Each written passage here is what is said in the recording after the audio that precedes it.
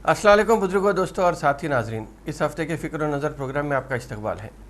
जैसा कि सभी लोग जानते हैं कि फरवरी 1 को बजट पेश होने वाला है। हर साल की तरह इस साल भी बजट का मौसम है। वज़ीर फ़ाइनेंस एक लाल ब्रीफकेस लेके आएंगे, चंद घंटों की तकरीर करते हुए किसी चीज़ को सस्ता करेंगे, किसी चीज़ को महंगा करेंगे, उसके बाद सब अपनी जगह हो जाएगा। स्टॉक मार्केट ऊपर भी जाएगी, नीचे भी आएगी, गिरेगी, अच्छी खबर भी रहेगी, बुरी खबर भी रहेगी। अखबार में आता है कि 2 लाख करोड़ का इन्वेस्टर्स को लॉस हो गया या फ़ायदा हुआ। इस किस्म की खबरें ये एक आम रिवायती तौर पे उमूमन बजट के टाइम पे होती है। लेकिन बजट है क्या, अगर उस पर हम रोशनी डालेंगे तो पूरे हिंदुस्तान में 130 करोड़ की आबादी के मुल्क में सिर्फ 5.95 करोड़ लोग सिर्फ इनकम टैक्स फाइल करते हैं, जो 19 और 20 साल 19-20 में ये के फिगर्स हैं। उसके बाद 20-21 में सिर्फ 5 करोड़ लोग इनकम टैक्स फाइल करे थे। याद रखिए कि 130 करोड़ की आबादी है जिसमें 5 करोड़ लोग इनकम टैक्स फाइल करते हैं, जिसमें से भी 1 करोड़ 46 लाख लोग इनकम टैक्स देते हैं या इनकम टैक्स दहिंदगान है वो। अगर इसी में और करीब से देखेंगे तो 1.46 करोड़ या 1.5 करोड़ लोगों में जो इनकम टैक्स देते हैं, उसमें जो 6 करोड़ लोग इनकम टैक्स फाइल करते हैं, उसमें 5.5 करोड़ लोगों के करीब इंडिविजुअल टैक्स फाइलर्स हैं और 11 लाख लोग हिंदू अनडिवाइडेड फैमिली के होते हैं और 12,70,000 लोग कंपनीज़ हैं, जिसके कंपनीज़ होते हैं उनके करीब होते हैं। 8.5 लाख बड़े कंपनीज़ होते हैं जो इनकम टैक्स फाइल करते हैं या इनकम टैक्स देते हैं। इनकम टैक्स डिपार्टमेंट को जो आमदनी होती है इन्हीं लोगों में से, मतलब 1.5 करोड़ लोगों से जो आमदनी होती है वो तकरीबन 51 लाख करोड़ रुपए की इनकम टैक्स डिपार्टमेंट को आमदनी होती है। या ये कहिए कि income tax department government of India को जो आवाम से टैक्स वसूला जाता है वो तकरीबन 51 लाख करोड़ रुपए ये रकम है सो इनकम टैक्स डिपार्टमेंट से गवर्नमेंट ऑफ इंडिया को मिलती है। और इसमें भी अगर देखेंगे तो 51 लाख करोड़ में किसके पैसे होते हैं उस पर भी अगर रोशनी डालना बहुत ज़रूरी है, क्योंकि जो लोग फिलवक्त जो परेशान हैं उसमें उसको और इसमें वाज़े हो जाता है कि 20 लाख लोग ऐसे होते हैं जो तनख्वाहयाब लोग हैं या पेंशन जो लोग की जमा हुई हुई है। ऐसे हजरात 20 लाख करोड़ के करीब गवर्नमेंट ऑफ इंडिया को हर साल इनकम टैक्स की शक्ल में रकम देते हैं। इसके अलावा मतलब इनकम टैक्स ये तो डायरेक्ट टैक्स हो गया। इसके अलावा इनडायरेक्ट टैक्स में अगर देखेंगे तो हिंदुस्तान को जो आमदनी होती है या गवर्नमेंट ऑफ इंडिया को जो आमदनी होती है वो तकरीबन 15 लाख करोड़ के करीब GST से गवर्नमेंट ऑफ इंडिया को आमदनी होती है। आम आदमी को 15 लाख देने का वादा था, लेकिन 130 करोड़ लोगों से 15 लाख करोड़ रुपए GST की शक्ल में मोदी साहब की गवर्नमेंट वसूल कर लेती है। और हो रहा क्या, विकास तो अभी आया नहीं, बेचारा गुम गया कहीं। सिर्फ हिंदू मुस्लिम के नाम पे मुल्क को है सो बांटने की एक कोशिश हो रही है। GST तो सभी लोग देते हैं और GST से अगर देखेंगे तो कोई बचावा नहीं है। 130 करोड़ लोग GST अदा करते हैं, चाहे वो साबुन ख़रीदो या बकेट ख़रीदो, कार ख़रीदो या साइकिल ख़रीदो, चिप्स ख़रीदो या पिज़्ज़ा ख़रीदो। बहरहाल इलेक्शन का मौसम है। गोवा, उत्तराखंड, पंजाब और यूपी में इलेक्शन होने जा रहे हैं। हो सकता है कि कुछ ना कुछ एक ऐसी बजट में ऐसे ऐलानात होंगे कि वोटरों को फिर से एक बार राग़िब करने की कोशिश होगी। देखते हैं क्या होता है। 1 फरवरी दूर नहीं है, निर्मला सीतारमण आएंगी और क्या बोल के जाएंगी, ये इसके ऊपर हम गहरी नज़र रखेंगे। ये हफ्ते ही मालूम हो जाएगा क्या होने वाला है। गुजरात, उत्तराखंड और पंजाब में ऐसा लग रहा है कि कांग्रेस का आना बिल्कुल तय है, वहाँ पे कोई ज़्यादा वो नहीं है। पंजाब में अलबत्ता ये कहा जा रहा है कि मोदी साहब के ड्रामे के बाद एक सीट जो बीजेपी को आने वाली थी, शायद वो बढ़ के 9 या 10 तक पहुँचने की एक उम्मीद है अभी भी। मगर अभी भी अगर देखेंगे तो कांग्रेस से जो लीडर्स का आने का तो मामला कम है, लेकिन जाने का सिलसिला अभी कुछ रुका नहीं है।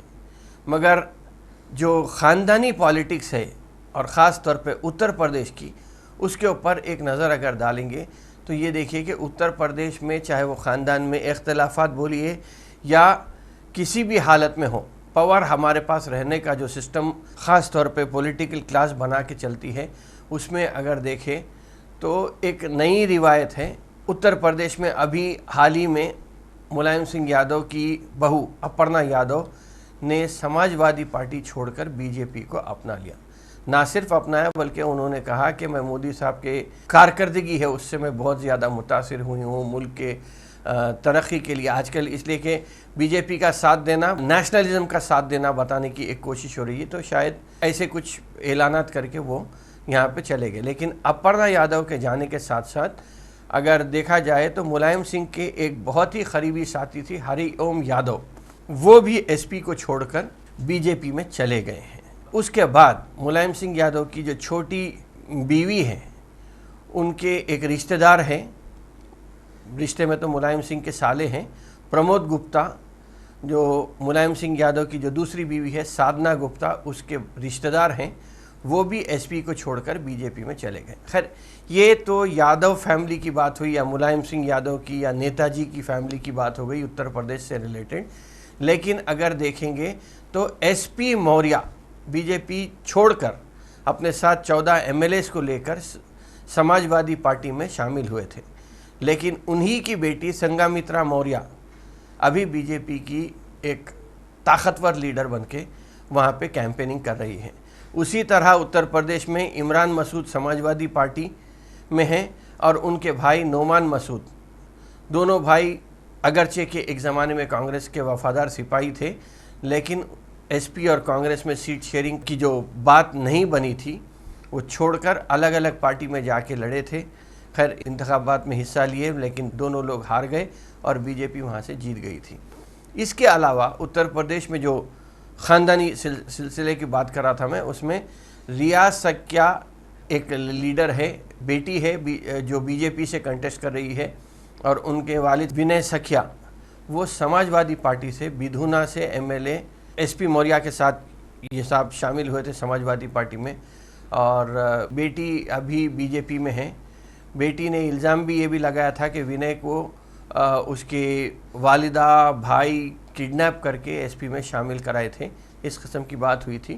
لیکن اور ایک خاندان ہے اتر پردیش کا، ریتیش پانڈے جو بہوجن سماج پارٹی کے ہیں، اور ان کے بیٹے ہیں راکیش پانڈے، یہ بھی سماج وادی پارٹی کے ایک ہے اور بہوجن سماج پارٹی کے ایک ہیں۔ رامپور کے شاہی خاندان کے باپ بیٹے ہیں کاظم علی خان اور حیدر علی خان۔ کاظم علی خان صاحب کانگریس کے قریبی ہیں، تو حیدر صاحب اپنا دل سے مطلب انوپریا پٹیل جو این ڈی اے کی حلیف پارٹی ہے اس سے مقابلہ کرنے کے لیے اپنی کوشش کر رہے ہیں۔ البتہ کاظم علی خان صاحب اعظم خان کے خلاف کانگریس کے کینڈیڈیٹ ہیں۔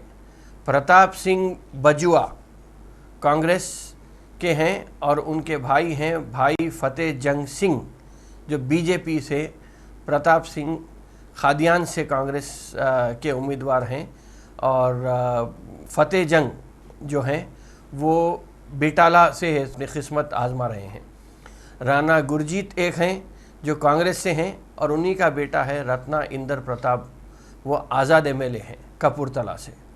تو بہرحال یہ ایک ایسا سسٹم ہے آنے جانے کا، یہ صاحب ایک پارٹی میں ہے، باوا ایک پارٹی میں ہے، بیٹا ایک پارٹی میں ہے، یا باوا اور بیٹی، یا سسرے اور بہو الگ الگ پارٹیوں سے۔ تو بہرحال اتر پردیش کا الیکشن ایسا لگ رہا ہے کہ بہت ہی زیادہ کمپلیکیٹڈ ہوتے چلے جا رہا ہے۔ جس طرح بی جے پی ہندو مسلم کرنے کی کوشش کر رہی تھی، لیکن عوام وہاں پہ اتنی سمجھدار ہو گئی کہ فی الوقت وہ ہندو مسلم کو چھوڑ کر، میں یہ کہوں گا کہ اتر پردیش میں خاص طور پہ بیکورڈ کلاسز کی ایک کنسالیڈیٹڈ پوزیشن ہو گئی ہے۔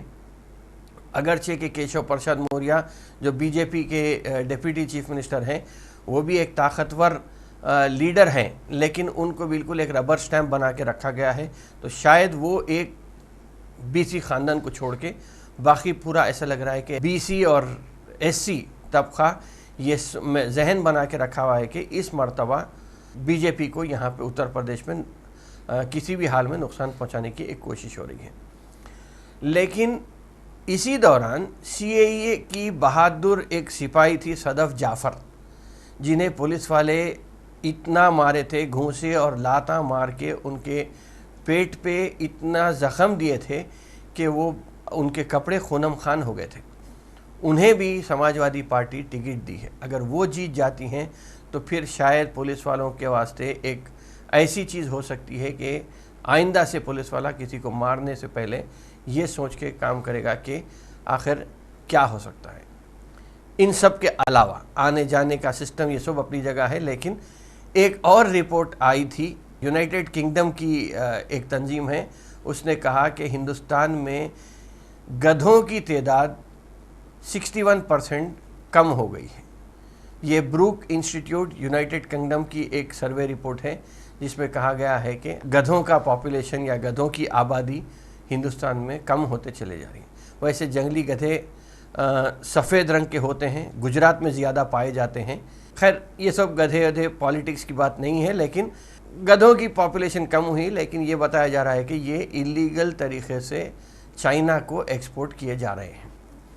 خیر دیکھتے ہیں کہ کس طرح کیا پالیٹکس کدھر رنگ لاتی ہے۔ بجٹ کا سیزن ہے، کیا اعلانات ہوتے ہیں۔ مسلمانوں کے لیے تو شاید کوئی خوشخبری نہیں رہے گی۔ 4000 کروڑ کا جو بجٹ تھا مرکزی مائنورٹی بجٹ، میں نہیں سمجھتا کہ اس میں کوئی خاطر خواہ اضافہ ہو سکتا ہے، لیکن پھر بھی دیکھتے ہیں کہ کیا 1 فروری کو کیا بجٹ پیش ہوتا ہے، اور 7 فروری سے تو اتر پردیش کے الیکشن شروع ہونے والے ہیں اور اچھی خاصی پالیٹکس وہاں پہ گرما گئی ہے۔ 1 مہینے کے بعد نتیجے بھی آئیں گے، تو میں سمجھتا ہوں کہ اس ہفتے میں اپنی بات کو یہیں پہ ختم کرتا ہوں، تاکہ پھر ہم آئندہ بجٹ اور الیکشن کا سلسلہ بھی شروع ہو جائے گا، اس پہ ہم بات کر سکتے ہیں۔